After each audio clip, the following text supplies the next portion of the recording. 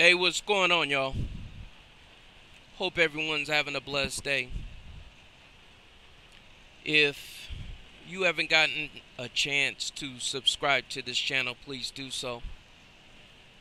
Um, I've been really working on my content, trying to make the best content that I possibly can make to help you in your credit journey. Not just credit, but just personal finance. And what I'm going to talk to you guys about in this video is going to be a little bit different. This is something that's been on my mind to present to you guys. I just never knew quite how to do it. I am not a tax attorney. I don't play a tax attorney on television. I don't pay a tax attorney in my business, my personal life, nor am I trying to play a tax attorney in your life. I'm just trying to present something to you guys so that you guys can get a full grasp of the game that we're playing in life. Something that may help you guys in the future that I don't know has been taught to you. We all stumbled in this area.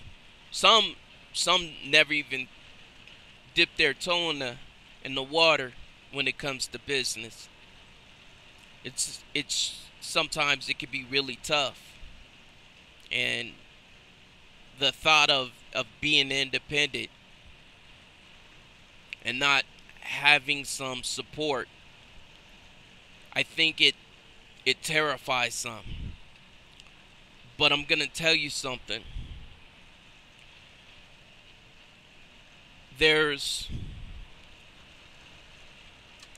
once you clear the hurdle of being terrified of starting your own business and you actually get out there and you find a way to provide a living for yourself,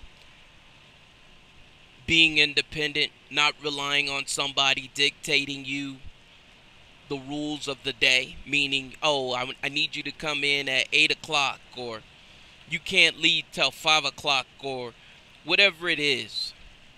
When you get to the point where you can set your own rules and your income is predicated upon your hard sweat and tears and everything you put into whatever it is that you're building, and you start seeing a direct reflection of your hard work in the form of income, then there's just nothing like it. And I want to talk to you guys about this because it's near and dear to my heart. And I want you guys to start thinking of ways that you can apply what I'm saying to you in this video. I believe this is probably going to be the most important video that I've made.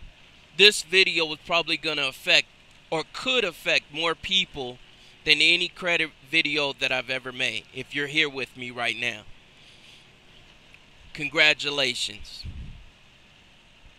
I'm going to give you a choice like Morpheus gave Neo. Take the red pill or the blue pill.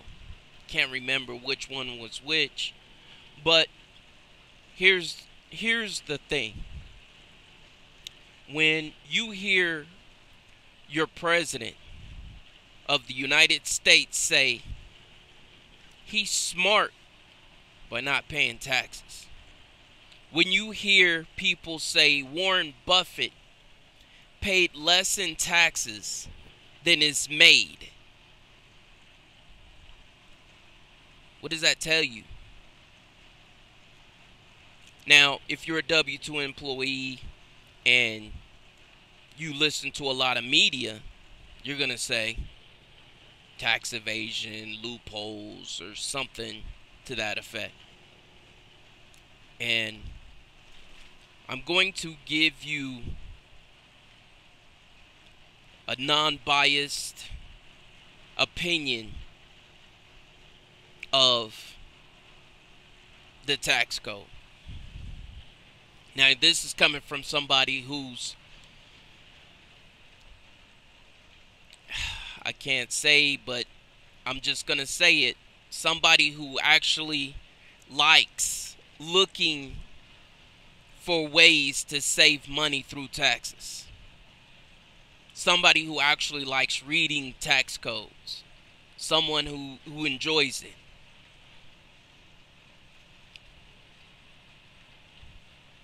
There's three types of incomes. There's W-2 employee income. There's 1099 contractor slash business income.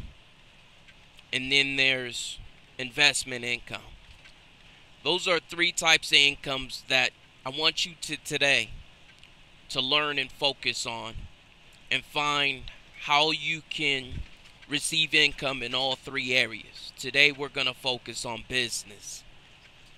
But I want you to understand that W-2 wages are the highest taxed income of the three.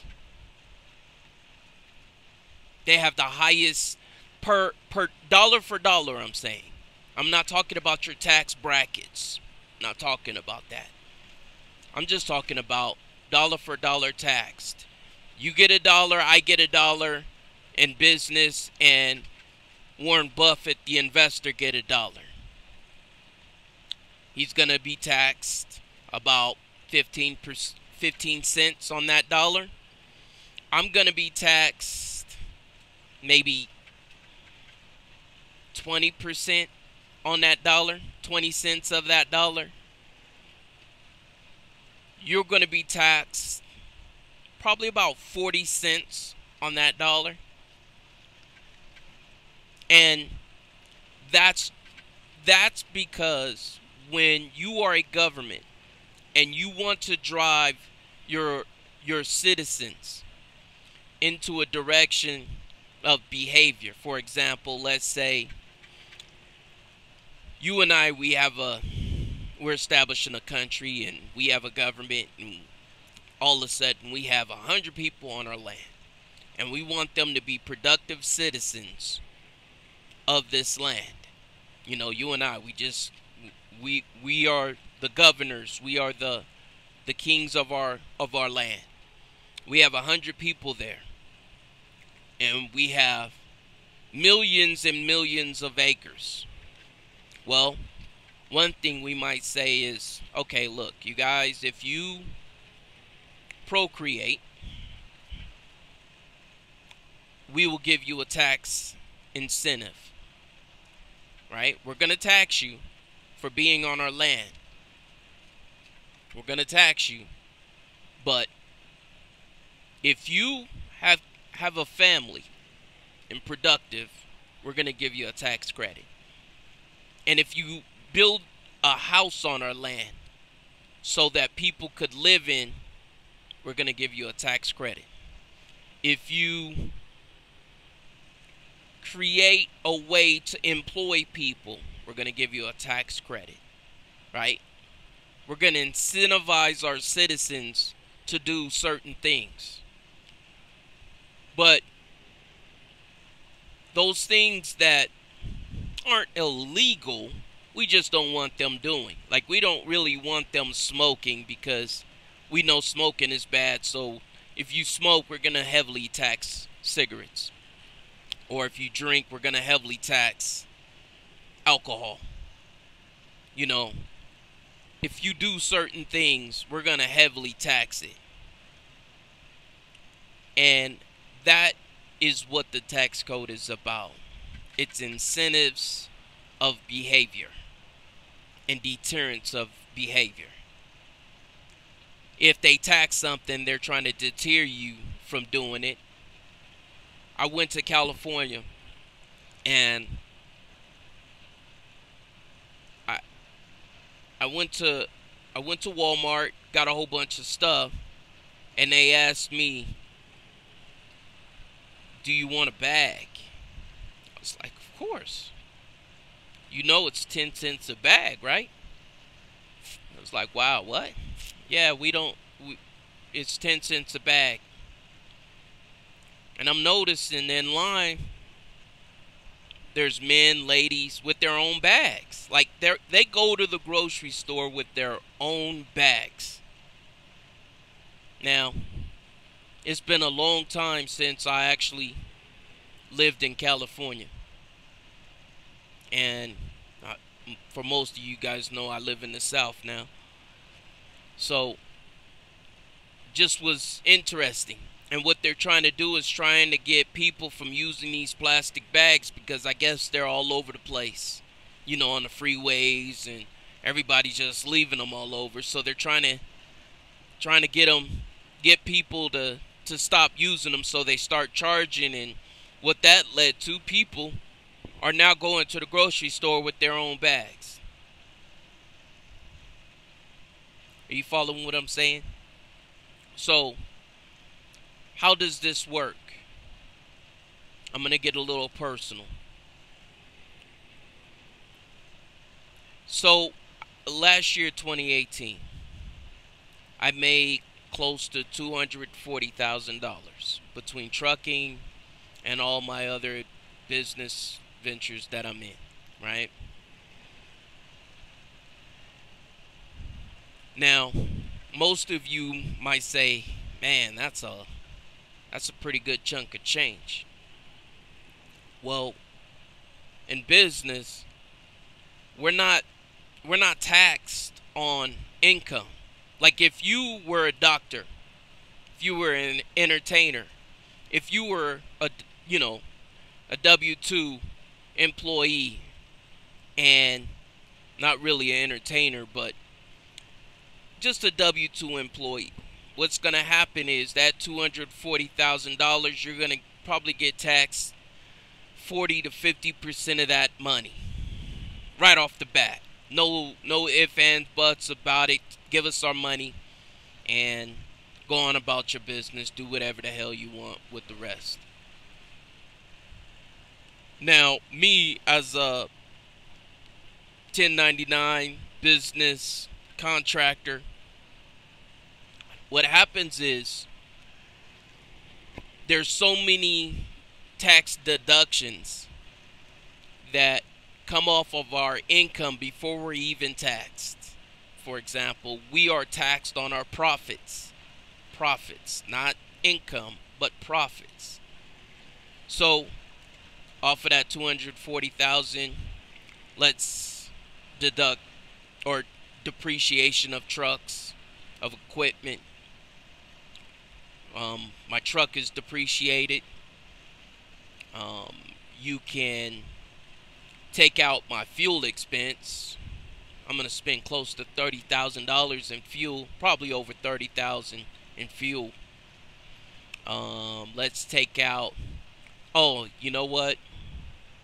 Because back home, when I'm home, I have a home office, and 10% of my home is considered office space. It's used for my business, right? Because I have a home office. So we get to write off 10% of our rent. Let's just say hypothetically it's $1,000, right? So that's $100 that I get to write off, and $100 a month, that is. So that's $1,200 a year. Oh, and then your utilities is written off. Oh, your cell phone, that's written off. Sirius XM radio, that's written off. There's so many things you write off. Oh, that office desk, that MacBook Pro that you got for your business, that iMac that you got for your business. So whatever it is, like there's so many different things. Those steel-toe boots, those gloves, the food, per diem, right? Not food, but per diem. Now, per diem is interesting because that's $56 a day that I'm away from home. They kind of changed it up a little bit, but it's $56 a day for a business owner away from home. What does that mean? That's about $18,000. We're going to take off your income. You have all these deductions, right? All these deductions that you have that you get to take off your revenue first. Your revenue. You take off all your deductions, and then whatever's left over, that is considered income, and that's what you're taxed on. Are you seeing the difference? So off of the 240,000 after all my deductions, what, maybe 30,000, if that, I might have a profit. And that is, I apologize, I don't know if you guys can hear my GPS in my ear, but she's just going welcome to New Mexico. But sorry for the interruption. Anyways, long story short, business is chess. It's not better than checkers. Checkers would be W2. It's not better, it's just different. So if you look at if you're coming from a checkers mentality going into the chess, first thing you're gonna say is, oh man, the board looks similar. You got revenue, you got income. Pieces are a little bit different. How in the heck can you take a piece and go all the way across the board with it? You know? It's just a different set of rules. You got to learn the game. And that's what I want to present to you, is the game of business. In business, entrepreneurship, whatever you want to call it, you use everything, every tool in the toolbox in order for you to build your success. Every tool. Like if you're building a home, you're not going to say, oh, you know what, today we're not using hammers. You're going to use every tool that you need in order to build your home. The most efficient manner, as fast as possible, and you're going to use everything in the toolbox. So when Donald Trump says smart for not paying taxes, what he's telling you is, I used every tool in the toolbox in order to build my success. I didn't go one day and go, you know what, today, no screwdrivers, no screwdrivers Thursday. You know, he took it and he said, listen, whatever tool we have, we're going to use, and if we don't have that tool, we're going to go out and get it. Whatever, as long as it's legal. Tax avoidance is legal. Tax evasion is illegal. Difference. Tax avoidance is using all the tools in your toolbox. Tax evasion is basically you're saying you made a house and didn't. Right? That's tax evasion. Basically, you're saying, hey, look, I made 40,000 when you really made 400,000. Of course, some people in the president's cabinet is getting in trouble for that right now, but I'm not talking about tax evasion. And did Donald Trump at some point use tax evasion? I don't know. But the whole game of business is to use every tool in the box legally. You have some people that say, oh, well, I'm afraid of being in a tax audit. Do you know that you have a less chance of being audited by the IRS in business than you do as a W-2 employee? It's crazy.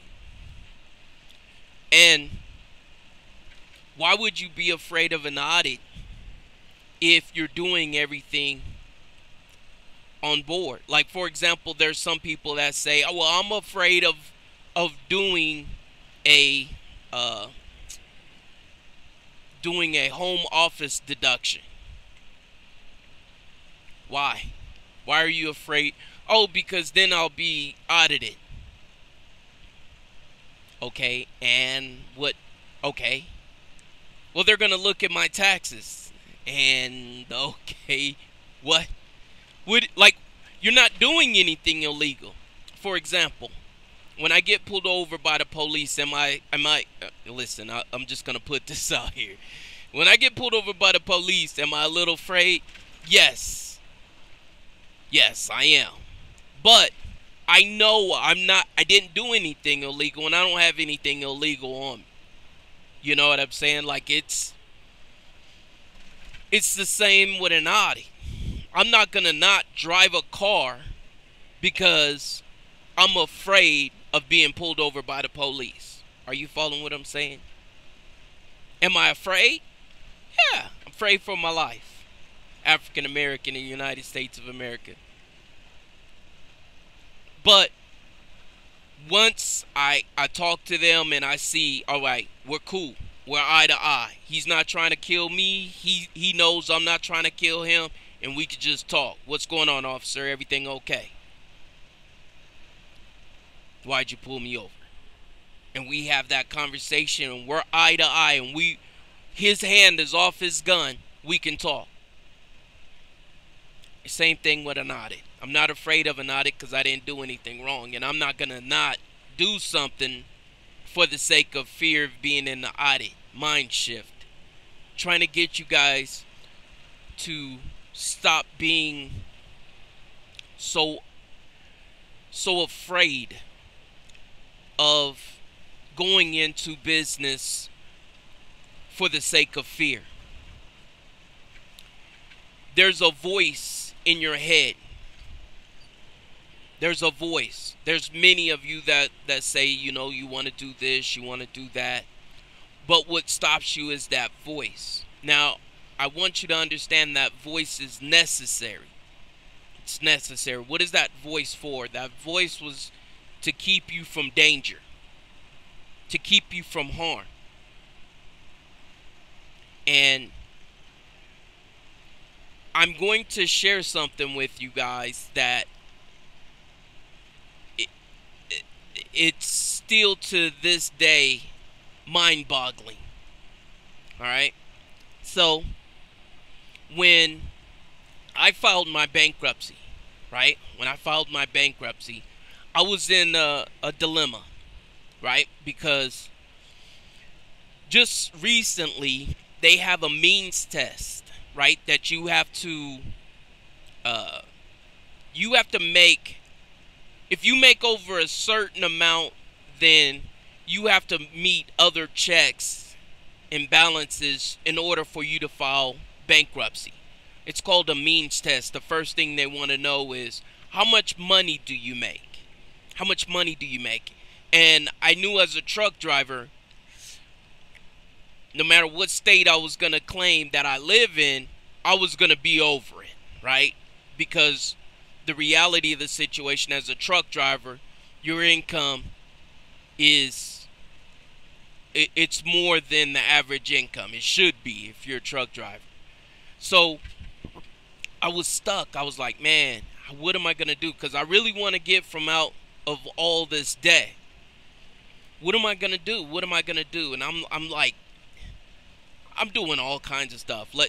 Listen, I'm doing all kinds of stuff like, all right, well, what if I become a company driver, right? What if I become a company driver and I'll just make $30,000 a year or $20,000 a year? Because I believe in Louisiana, the means test said you had to make under $28,000 a year.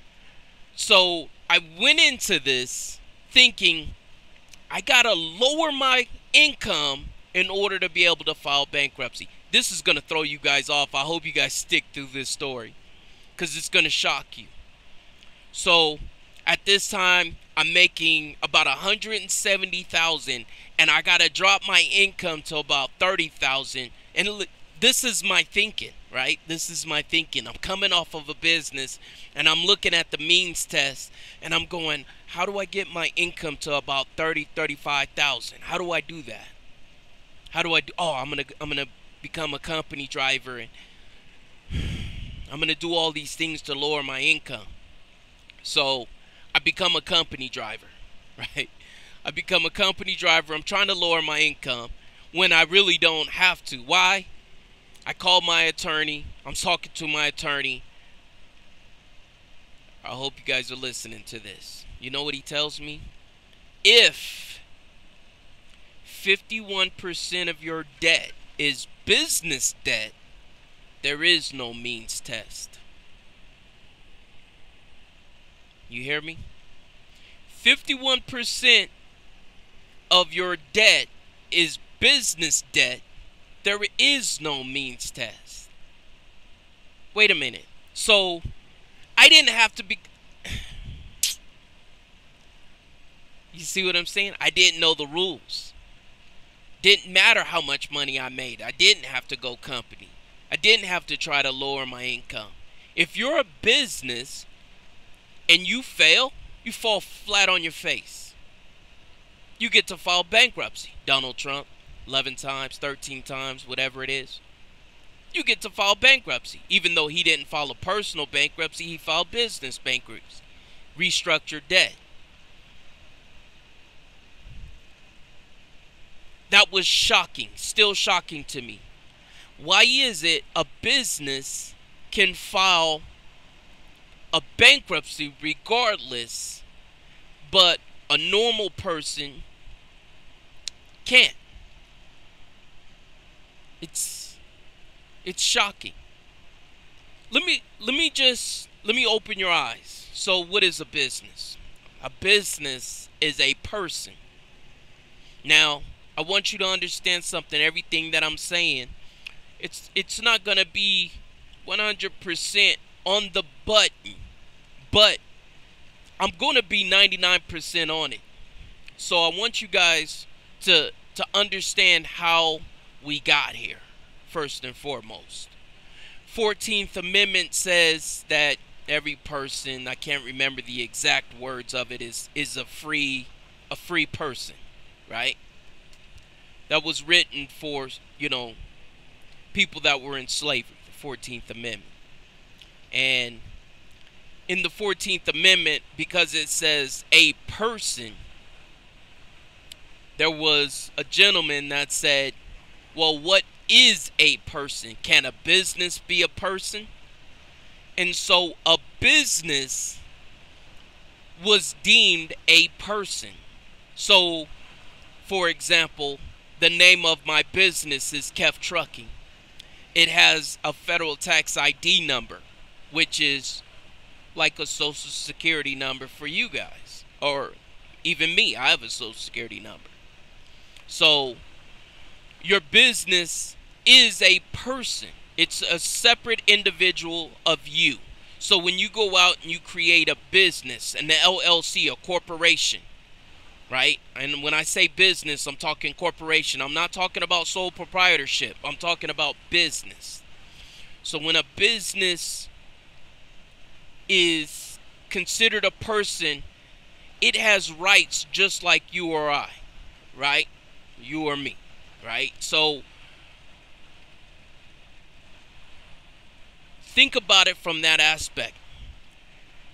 When you start an LLC, C Corp, nonprofit organization, whatever it is not just some business and that's it. It's a legal entity. It's a legal person. And when you're talking business, it has its own tax structure. Even if it's an LLC, like people say, well, if it's an LLC, it's a non-recognized entity, which means basically you're sole proprietor when you're taxed.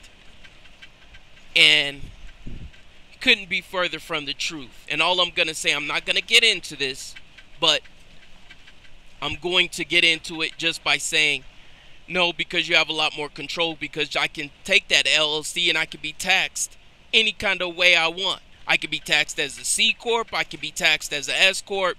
I could be taxed as the sole proprietor. I double dog dare you to go this year, even though you're a W-2 employee, this year I'm going to be taxed as a C Corp. You want to talk about audits? You're going to be like, what the hell are you doing? Man, this road is rough. Come on.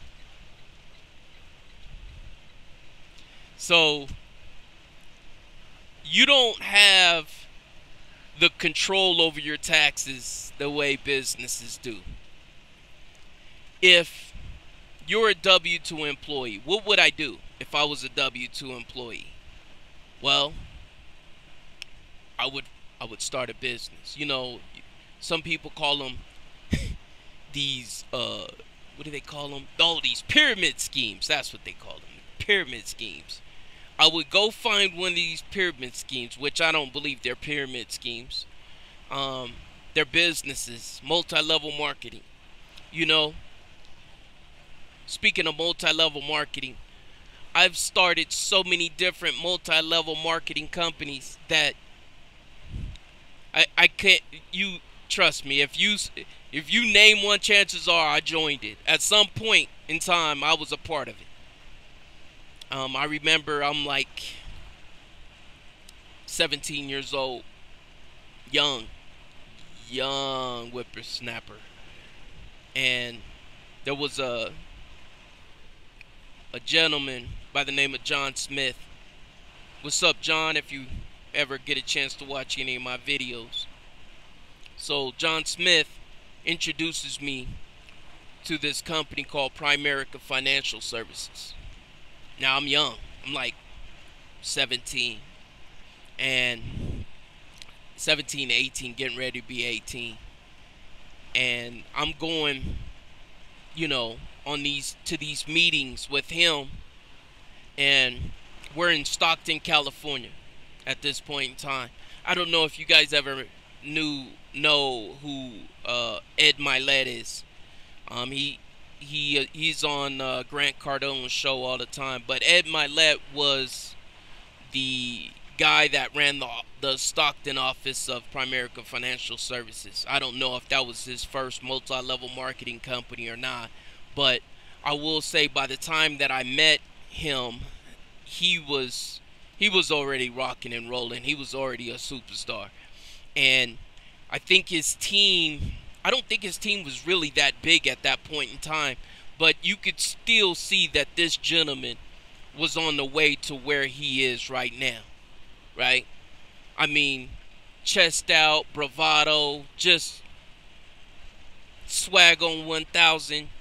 Like, you knew it. But he was still even when I spoke with him, it wasn't like he ever brushed me off. I never felt like he felt he was above me. And that's what was cool. Like, it was a cool time. It was a cool time. Learned a lot from that. But the whole point of what I'm trying to say is, when you are in multi-level marketing, right? What you are doing is you're starting a business. You're a business owner. And most people, including me, never wrote it out for the full year to get the full benefits of a multi-level marketing company. See, what happens is, because we're so used to getting paychecks every week or every other week or every month, whatever it is, we think if we don't receive a paycheck, we're not successful. Lesson number one, just because you don't receive a paycheck doesn't mean you didn't make money in business. Okay? There's several different ways that you can make money without making money, and I'm going to show you right now how you can make money without making money in business. So, first of all, you have to have some type of income from another source. So if you have a job right now, a W-2, you're a W-2 employee, congratulations, good for you. But what happens is, remember when I was talking about all those deductions? So let's say in your W-2 job, you make $50,000 for the year. Okay, so you make $50,000. I'm going to show you something. Let's say your rent's $1,000, right? You have $1,000 worth of rent that you pay every month. So you have a home office because now you have a multi-level marketing business, right? So you get to deduct 10% of that. So that's $100 a month. What is that? $1,200 a year. So there's $1,200 a year. Now I'm gonna be going through a scale, so I apologize. There's gonna get to a point where I'm gonna be real quiet, and all I'm doing is going through a scale. Welcome to trucking. So $1,200 a year, you get to write off your income, right? So your phone bill is $100 a month. Your cell phone, I'm talking, that's $100 a month. We're gonna write off your cell phone bill, $100, which comes to $1,200. So we're at $2,400. Oh, you know, that super duper internet that you need, you know, because you gotta have the fastest internet. When I push the button, before I even push it, I want the web page to pop up. The super duper. Alright, we're getting ready to go through the scales, so I apologize, y'all. Sorry about that, y'all. So back to what I was saying. Had to get that scale out the way. What I was saying was, so you deduct your you get to deduct your, I think we deducted our rent, which was $1,200. We deducted our cell phone bill, which was another $1,200. You can deduct, let's say, fuel, right? To get, you know, you got, because, you know, of course you got to go, you know, see your clients in business. So you deduct, you know, your fuel. Let's say that comes to about, I don't know, $300-400 a month. But you get to deduct all these things that as a W-2, just a regular W-2, you don't. So let's say the deductions, and let's make it a low number, right? Let's make it a low number. Let's just say all the deductions come to $5,000. And remember I said you have $50,000 worth of income, right? You have $50,000 worth of income. So what happens is you take that $5,000 and you subtract it from the $50,000. So now your taxable income is $45,000. So you might say, well, Kenny, you don't really get the full $5,000. You get a percentage of the $5,000. Right? So let's say, right, your effective tax rate is 15%. Right? Your effective tax rate is 15%. 15% of $5,000. 10% is $500 plus another $250.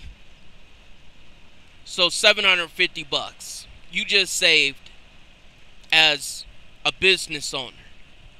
Now, this is what you have to see. You're going, well, $750 isn't a lot. Well, think about it this way. Let's say your membership dues for your multi-level marketing company come to $500, right? You just got a tax benefit to start a business.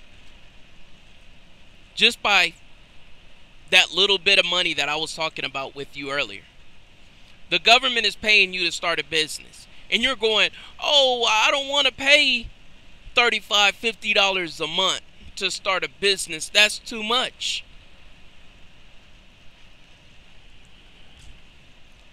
And I'm like, the potential of income, right? The potential of income for free.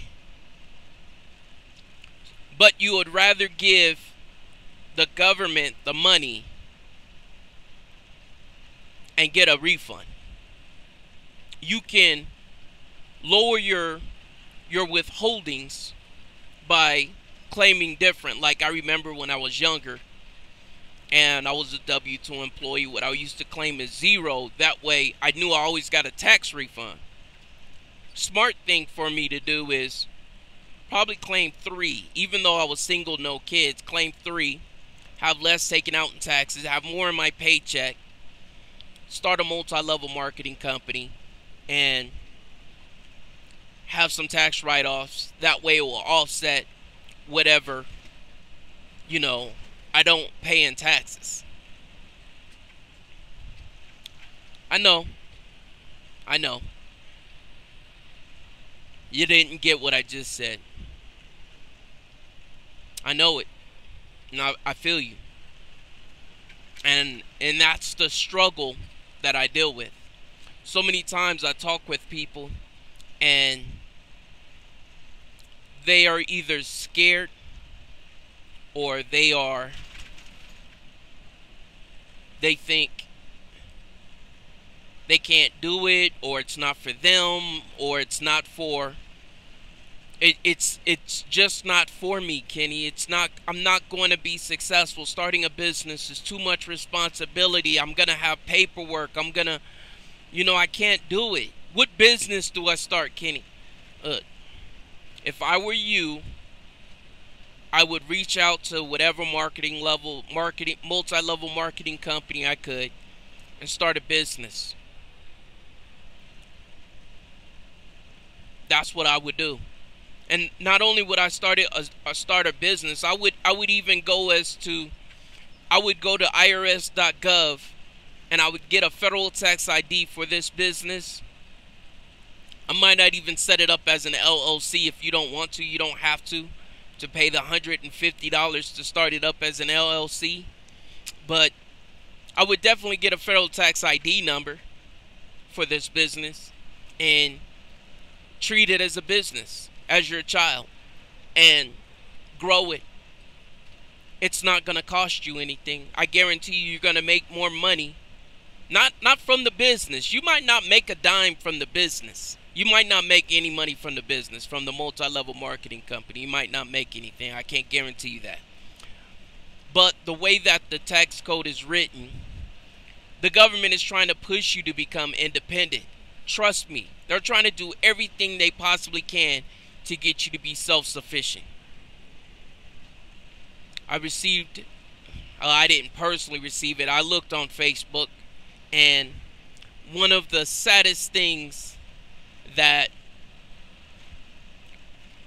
I seen it just broke my heart. There was a young lady that I know very close that she's been working for this company for years, and they laid her off. They just laid her off. Why? Downsizing, restructuring. She give this company 15 plus years, and they can look her in her face and say, oh yeah, tomorrow you don't have to worry about coming in. We're restructuring. Take this little bit of severance package that we put together, this week's worth of salary, and good luck to you. Pat you on the back and say, all right, go get them. You'll be all right. Just want you guys to take the time and start thinking about some of the things that is going on in our current state of of events. The way the world is shaping up. When I say world, I'm saying United States. I'm not I'm not privy to other countries. But the way that the United States is shaping up, becoming self-sufficient is a must. We're going on one of the longest bull market runs in U.S. history. What's going to happen in the next shakedown? I don't know. But are you prepared for it? Are you getting prepared for it? We don't have to predict it. We don't have to be Nostradamus and say, oh, it's going to happen July 15th, 2019. We don't have to do that. There's enough people that spend their time trying to predict the next downturn. All I'm trying to do is get you guys to maximize your profit. That's a saying my brother taught me. Maximize your profit. Maximize your profit. And that's what today's video is about. This is probably the longest video that I've ever made. I hope this video helps you. I hope you look at this video and you say, you know what, you got some information out of it. If this video helps you, please, if you would, give me a thumbs up. I spent 30 days, even though I'm just going down the road, I spent 30 minutes of my time going through trying to teach you about business. I hope the least you can do is give me a thumbs up if you like it. Heck, if you don't like it, give me a thumbs down if you don't agree with anything that I'm saying. But when next time you look at a multi-level marketing company, don't look at it as, is this your dream position? Look at it as a business that can help you develop skill sets to get you to the next level. Because that's probably what most of us need, is a little positivity in our life with everybody so negative around us. You got negative people talking about politics. You got negative people in your workplace. You come home. Some of you got negativity at home. Your friends are negative, right? And the only positivity that you're going to receive is maybe that Tuesday meeting in that multi-level marketing company where you got somebody patting you on the back telling you you can do it. And you're going to call that a pyramid scheme. When they're trying to build you up, you're going to be the negative person and call that a pyramid scheme. Like I said, I've been a part of so many network marketing companies. Excel, ACN, Primerica Financial Services. I've been, let me see, Visalis. There's been so many of them. ISN coins, numismatic coins, Silver Snowball. I've been a part of prepaid legal. There's just been so many multi-level, and what I would do is I wouldn't make, oh, well, you know what, I don't like the compensation plan in this one, so I'll jump to a different one. Oh, I don't like, their brochures are blue, and I don't, like whatever you can find to quit, whatever excuse you can find to quit. That's what I did, and it helped me. Even though I was quitting, that helped me become a little bit more comfortable when I make decisions even today. Right? Even though I failed in those ventures, I don't look at them as failures, because what it did, I'm a very conservative person at heart. So when it's time to make decisions, I'm a little bit more at ease, because it helped me develop my business muscle. It helped me be able to make decisions without being so terrified. I used to be a shaking wet dog anytime I had to make a business decision. Some of you know what I'm talking about. Anyways, I'm not going to keep you guys.